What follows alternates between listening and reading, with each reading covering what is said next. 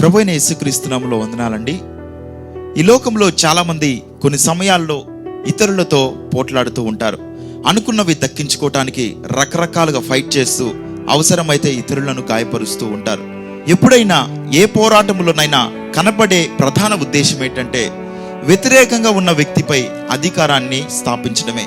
నా చెయ్యే పైగా ఉండాలి, నేను అనుకున్నదే జరగాలని ఇద్దరు వ్యక్తులు వేరు నిర్ణయాలను జరిగించాలనుకున్నప్పుడు వారి నిర్ణయాలను బట్టి పోరాటం ప్రారంభమవుతూ ఉంటుంది. అందుకనే యాకోబు 4:1 ప్రకారం మీలో యుద్ధములు పోరాటాలు దేని నుండి కలుగుచున్నవి, మీ అవయవములలో పోరాడు మీ భోగేచ్ఛల నుండియే కదా అని స్వార్థపూరితమైన పాపేచ్ఛల కొరకు జరిగే పోరాటాన్ని యాకోబు వివరించారు. పోరాటం అనేది తప్పు కాదు, కానీ మనము ఎందుకు పోరాడుతున్నాం అనేది చాలా ప్రాముఖ్యమైనది.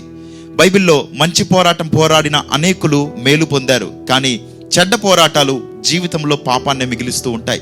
యేసయ్య అప్పగించబడినప్పుడు పిలాతు యేసయ్య వైపు చూచి నీవు రాజువా అని అడిగినప్పుడు యేసయ్య నా రాజ్యము ఈ లోక సంబంధమైనది కాదు, ఈ లోక సంబంధమైనదైతే నేను అప్పగించబడకుండా నా సేవకులు పోరాడే వాళ్ళని చెప్పి పోట్లాటలను ఫైటింగ్స్ ని ఈ లోక సంబంధమైనవిగా యేసయ్య రుజువుపరిచారు. యాకోబు 3:16 ప్రకారం మత్సరము వివాదము ఎక్కడ ఉండునో అక్కడ ప్రతి నీచ కార్యం ఉండునని, ఇది భూ సంబంధమైన జ్ఞానమని దెయ్యముల జ్ఞానమని బైబిల్ నిర్ధారించింది. కాబట్టి ఈ లోకములో జరిగే పోరాటాలు ఏవైనా పగా ప్రతీకారాలతో స్వార్థాలతో ఎదుటి వ్యక్తికి తీవ్రమైన గాయాలు అవ్వాలనే ఉద్దేశంతో జరుగుతూ ఉంటాయి. కానీ నీతి పక్షాన దుష్టత్వంతో పోరాడటం అనేది నిరపరాధిని కాపాడటానికి, కుటుంబాన్ని సంరక్షించుకోవడానికి, శత్రువుల నుండి దేశాన్ని కాపాడాలనే మంచి ఉద్దేశంతో పోరాడే పోరాటం అనేది నీతి పక్షాన నిలబడినదిగా మనల్ని సూచిస్తూ ఉంది.